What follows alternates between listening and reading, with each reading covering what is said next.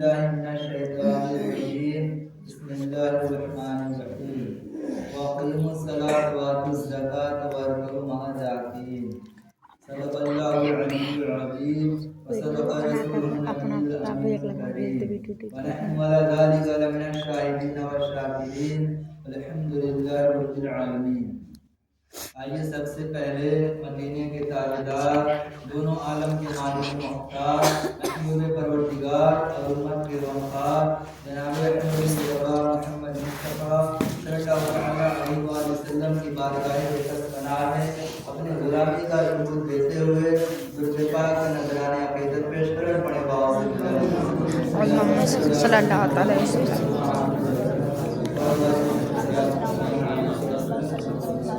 سب سے چھوٹا میں نے جس آیت کریمہ کی تلاوت کرنے کا شرف حاصل کیا ہے اس کا ترجمہ یہ ہے کہ نماز قائم کرو، زکات دو اور رکوع کرنے والوں کے ساتھ رکوع کرو، یعنی جماعت سے نماز ادا کرو. نماز قائم کرو، زکات دو اور رکوع کرنے والوں کے ساتھ رکوع کرو، یعنی جماعت سے نماز ادا کرو. محترم حضرات، حضرت ابو ہریرہ رضی اللہ تعالیٰ عنہ نے کہا کہ نبی کریم صلی اللہ تعالیٰ علیہ وآلہ وسلم نے ارشاد فرمایا کہ میرا دل چاہتا ہے، حضور فرماتے ہیں کہ قسم ہے اس ذات کی جس کے قبضہ قدرت میں میری جان ہے کہ میرا دل چاہتا ہے کہ میں لکڑیاں جمع کرنے کا حکم دوں اور جب لکڑیاں جمع ہو جائیں تو میں نماز کا حکم دوں کہ اس کی اذان دی جائے اور میں کسی کو کہوں کہ وہ نماز پڑھائے اور میں ان لوگوں کی طرف جاؤں جو لوگ نماز میں حاضر نہیں ہوتے، یہاں تک کہ میرا دل کرتا ہے کہ میں ان کے گھروں کو جلا دوں. یہ حضور فرماتے ہیں کہ میرا دل کرتا ہے کہ جو لوگ نماز میں حاضر نہیں ہوتے، میرا دل کرتا ہے کہ میں ان کے گھروں کو جلا دوں. یہ حدیث پاک ہے، حضور فرماتے ہیں. آج میں آپ لوگوں کو غسل اور وضو اور نماز کے بارے میں بتاتا ہوں. غسل جو ہے نہانے کو کہتے ہیں. اگر آپ صحیح طریقے سے نہیں نہائیں گے تو آپ کا غسل ہوگا ہی نہیں، اور نہ غسل ہوگا نہیں تو نماز بھی نہیں ہوگی. غسل جو ہے نہانے کو کہتے ہیں. نہانے میں 3 چیزیں فرض ہیں. نہانے میں غسل میں 3 چیزیں فرض ہیں. اگر یہ فرض ادا نہیں کریں گے آپ تو آپ کا غسل ہوگا ہی نہیں. پہلا فرض ہے کلی کرنا. غسل میں نہانے میں فرض جو ہے کلی کرنا، اور دوسرا جو ہے ناک میں پانی ڈالنا، اور تیسرا پورے بدن پر پانی بہانا، یعنی بال کے برابر کوئی حصہ باقی نہ رہے، یعنی پورا بدن بھیگ جائے. یہ 3 چیزیں فرض ہے نہانے میں، غسل میں. یہ آپ ادا نہیں کریں گے تو آپ پاک نہیں ہوں گے، اور جو آپ کا غسل نہیں ہوگا تو نماز بھی نہیں ہوگی. تو بہترین جو طریقہ ہے غسل کرنے کا یعنی نہانے کا، آپ کیا کریں، پہلے جس طرح وضو آپ کرتے ہیں اسی طرح پہلے آپ وضو کر لیں. اچھی طریقے سے آپ وضو بنا لیں. جب وضو بنا لیں تب آپ نہائیں. 3 مرتبہ داہنے کندھے پر پانی ڈالیں، 3 مرتبہ بائیں کندھے پر، 3 مرتبہ سر پر. اس طرح آپ نہا لیں. جب اس طرح وضو کر کے آپ نہا لیں گے تو آپ کا وضو باقی رہے گا. اسی وضو سے آپ نماز بھی پڑھ سکتے ہیں اور تلاوت قرآن شریف بھی کر سکتے ہیں، قرآن شریف بھی پڑھ سکتے ہیں. اگر آپ نہانے سے پہلے وضو بنا لیتے ہیں پہلے اچھی طریقے سے جس طرح وضو بنایا جاتا ہے تو آپ کا پاک بھی ہو جائیں گے اور آپ کا وضو بھی باقی رہے گا. تو یہ بہترین طریقہ نہانے کا. پہلے آپ وضو بنا لیں تب آپ نہائیں. یہ ہو گیا غسل. اب غسل کے بعد وضو آپ اچھی طریقے سے نہیں کریں گے تو نماز نہیں ہوگی. مثال کے طور پہ تالا بغیر چابی کے نہیں کھلے گا، بغیر چابی کے تالا کھلے گا نہیں. اسی طرح نماز تالا ہے مثال کے طور پہ، اور چابی جو ہے اس کا نماز کی وضو ہے. وضو اچھی طریقے سے آپ نہیں جب کریں گے تو نماز نہیں ہوگی. تو آپ اچھی طریقے سے پہلے وضو کریں تبھی آپ کی نماز ہوگی. وضو میں جو ہے 4 چیزیں فرض ہیں. फर्ज का मतलब यह है कि अगर आप उसे अदा नहीं करेंगे तो वो आपका वो जो आप काम कर रहे हो होगा ही नहीं। फर्ज जैसे 4 चीजें फर्ज है वजू में, तो अगर आप वजू में जो 4 चीजें फर्ज है उसको अच्छी तरीके से आप अदा नहीं करेंगे तो आपका वजू नहीं होगा। तो कोशिश करें अच्छी तरीके से वो जो फर्ज है उसको पहले हम अच्छी तरीके से अदा करें।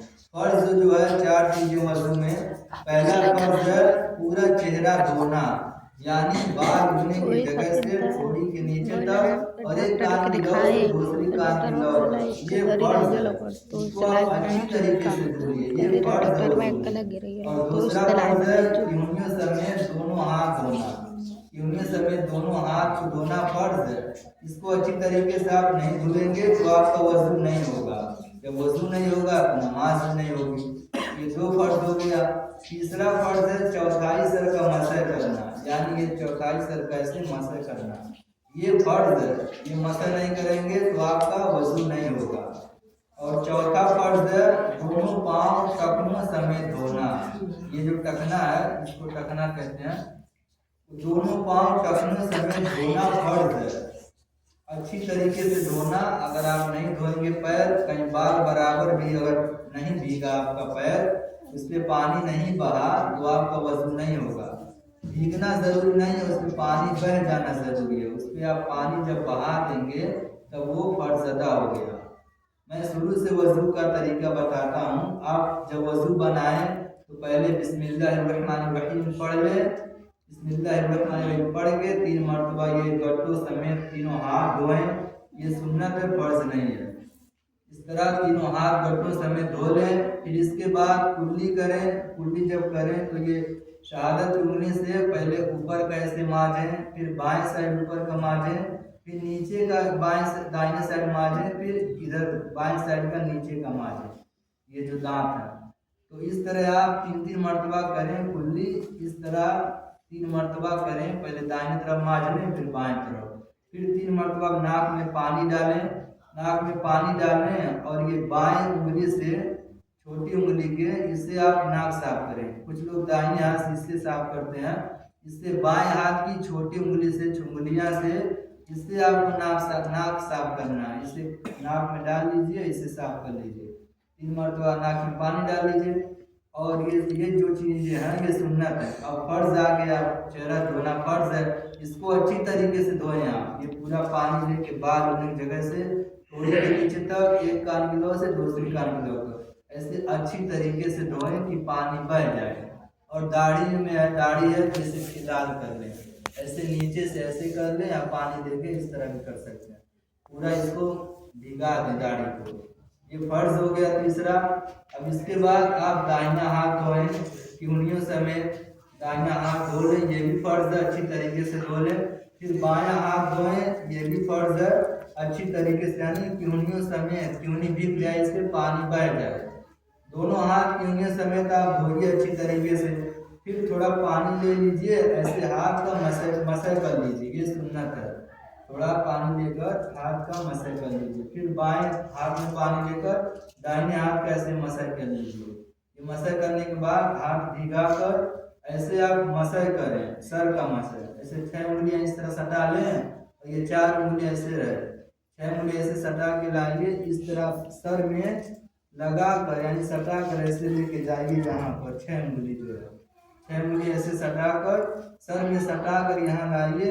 मतलब ये और ये दोनों, ये इसमें सर में ना सटे, पहले 6 उंगली सटा के लाइए, इस तरह सटा के यहाँ पर लाइए। फिर ये हथेली जो है अब इसको इस तरह लाइए, इस तरह, ये चौथाई सर का मसह, ये फर्ज है। ऐसे आप इस तरह लाइए। अब ये जो अंगूठा है और ये शहादत उंगली, इसको आप कान इससे साफ करें और अंगूठे से ऊपर का साफ करें। ऐसे इस तरह मसह करें आप, साफ करके। अब ये पेट बचा तो इसको इस तरह करें गर्दन पर, दाहिने से बाएं से। ये मसह हो गया, यानी ऐसे 6 उंगली सटा के ले जाना है, इसे सर पे ले जाना है सटा कर, फिर इस तरह लाना है और ये दोनों से इस तरह कान साफ करना है, फिर ऐसे गर्दन। ये हो गया। इसके बाद आप दोनों टखनों समेत पैर धोइए, यानी जो टखना है अच्छी तरीके से, ये मान लीजिए पैर मान लीजिए, इसको अच्छी तरीके से धो लीजिए टखनों समेत। اور تھوڑا پانی لے ایسے مان لیجیے پیر ہے ایسے کھلال کر لیجیے چھوٹی انگلی سے پیر کا ایسے اس طرح کھلال کر لیجیے. یہ سنت ہے. چھوٹی انگلی سے پیر کا ایسے بائیں سائڈ دائیں سائڈ سے ایسے کھلال کر لیجیے. پھر بایاں پیر دھوئیے ٹخنوں سمیت اس میں آپ انگوٹھے سے ایسے کھلال کر لیجیے اس طرح. یہ مطلب بائیں ہاتھ سے کرنا ہے چھوٹی انگلی سے. بائیں پیر کا ایسے انگوٹھے سے لے کے اس طرح کھلال کر لیجیے. یہ آپ کا وضو ہو گیا. اچھی طریقے سے آپ وضو بنا لیجیے. تب اس کے بعد آپ نماز پڑھیے. وضو جب اچھی طریقے سے ہو جائے گی تو آپ کا نماز ہو جائے گی. نماز میں جو ہے 7 چیزیں فرض ہے. اگر یہ ادا نہیں کریں گے تو آپ کی نماز نہیں ہوگی. نماز میں جو ہے 7 چیزیں فرض ہے. پہلا فرض ہے تکبیر تحریمہ یعنی اللہ اکبر کہنا. دوسرا فرض ہے قیام یعنی کھڑے ہونا. تیسرا فرض ہے قراءت یعنی جو قرآن کی آیت پڑھا جاتا ہے. اور چوتھا فرض ہے رکوع کرنا. پانچواں فرض ہے سجود یعنی سجدہ کرنا. اور چھٹا فرض ہے قاعدہ اخیرہ. پھر ساتواں فرض ہے روزے بسملہ. یہ 7 چیزیں فرض نماز میں. یہ آپ ادا نہیں کریں گے تو نماز نہیں ہوگی. اب نماز میں بتاتا ہوں کس طرح پڑھنی چاہیے. جب نماز کے لیے کھڑے ہوں تو پہلے پیر کو آپ درست کر لیجیے. کچھ لوگ پیر اتنا زیادہ مطلب اس میں ڈسٹینس کرتے ہیں. پیر کو مطلب یہ پیر ہے اس میں 4 انگلی کا فاصلہ ہوگی. زیادہ مطلب دوری نہیں کرنی چاہیے. نزدیک ہو 4 انگلی کا اس میں فاصلہ ہو. اس طرح کھڑے ہو جائیے. پھر یہ دونوں ہاتھ اس طرح کان کچھ لوگ ایسے ایسے کرتے ہیں. اس طرح نہیں کرنا ہے آپ کو. دونوں ہاتھ قبلے کی طرف ہو. ایسے کان میں لگا کر 10 انگلیاں اس طرح قبلے کی طرف ہو. اس طرح کہہ کے آپ اللہ اکبر کہہ کے باندھ لیجیے نابی کے نیچے. ایسے انگوٹھا اس کلائی پر ہو اور یہ چھوٹی انگلی ادھر اور 3 انگلی اس پہ ہو. اس طرح ہاتھ باندھ لیجیے نابی کے نیچے. تب پھر آپ پڑھیے سبحانک اللہم و بحمدک تبارک اسمک وتعالی جدک ولا الہ غیرک. اتنا پڑھ کے آپ اعوذ باللہ من الشیطان الرجیم پڑھیے. پھر بسم اللہ الرحمن الرحیم. پھر سورہ فاتحہ پڑھیے یعنی الحمد شریف. یہ پڑھ کے کوئی سورہ ملائیے. سورہ ملا کے رکوع کیجیے. رکوع میں جائیے تو سبحان ربی العظیم پڑھیے 3 مرتبہ. پھر جب رکوع سے اٹھیے تو سمع اللہ لمن حمدہ کہہ کے اٹھیے. اور پھر پڑھیے ربنا ولک الحمد اللہم ربنا ولک الحمد. یہ بھی پڑھیے اگر اکیلے نماز پڑھیں تب. پھر آپ سجدے میں جائیے اللہ کہہ کے. سجدے میں جائیے تو پڑھیے سجدے کی تسبیح یعنی سبحان ربی الاعلی سبحان ربی الاعلی. اس کو 3 مرتبہ پڑھیے 5 مرتبہ یا 7 مرتبہ. 7 کر کے پڑھنا چاہیے. تو یہ پڑھ کے پھر آپ اللہ کے دوسرے سجدے میں آ جائیے. دوسرا سجدہ کیجیے. ایک سجدہ کر کے جب آپ بیٹھیے تو پڑھیے اللہ کے. پھر آپ دوسرا سجدہ کر لیجیے. اس طرح کھڑے ہو جائیے. اگر آپ فرض نماز پڑھ رہے ہیں اکیلے تنہا تو فرض نماز میں 2 رکعت میں سورہ ملائیں گے سورہ فاتحہ کے بعد. اور 2 رکعت میں سورہ نہیں ملائیں گے. صرف سورہ فاتحہ یعنی الحمد شریف پڑھ کے رکوع سجدہ کر لیں گے. اور اگر آپ سنت نماز پڑھ رہے ہیں اکیلے تو اس میں 4 رکعت میں آپ سورہ ملائیں گے. پہلی رکعت میں ملائیں گے. 4 رکعت میں آپ کو سورہ فاتحہ کے بعد کوئی سورہ ملا کے پڑھنا ہے. سنت پڑھیں گے تب. اور فرض میں صرف 2 رکعت میں ملانا ہے. 2 رکعت میں صرف سورہ فاتحہ پڑھ کے رکوع سجدہ کر لینا ہے. اور اگر آپ امام کے پیچھے نماز پڑھ رہے ہیں تو آپ کو صرف ثنا پڑھ کے خاموش رہنا ہے. مقتدی کو کچھ نہیں پڑھنا ہے. اگر امام کے پیچھے پڑھ رہے ہیں تو آپ کو سورہ نہیں پڑھنا ہے. صرف ثنا پڑھ کے خاموش رہیے. رکوع میں جو تسبیح رکوع میں پڑھنا ہے. سجدے میں جو تسبیح وہ بھی پڑھنا ہے. کوئی سورہ آپ کو نہیں پڑھنا ہے. صرف رکوع اور سجدہ میں پڑھنا ہے. امام کے پیچھے جب پڑھیں گے تب صرف ثنا پڑھ کے آپ خاموش رہنا ہے. اور جب امام جب سمجھ جاؤ الحمد کہہ کے کھڑے ہو تو آپ کو کہنا ہے ربنا ولک الحمد. امام کے پیچھے پڑھیں گے تب. اور جب اکیلے پڑھیں گے تو آپ دونوں کہیں گے سمع اللہ لمن حمدہ. پھر آپ کہیں گے ربنا ولک الحمد. اس طرح آپ کہیں گے. اور کچھ لوگ حدیث میں آتا ہے کہ ایک شخص 7 سال نماز پڑھتا ہے اس کی نماز قبول نہیں ہوتی. اس کے منہ پہ مار دی جاتی ہے. کیوں؟ کیونکہ وہ رکوع صحیح سے کرتا ہے تو کبھی سجدہ صحیح سے نہیں کرتا.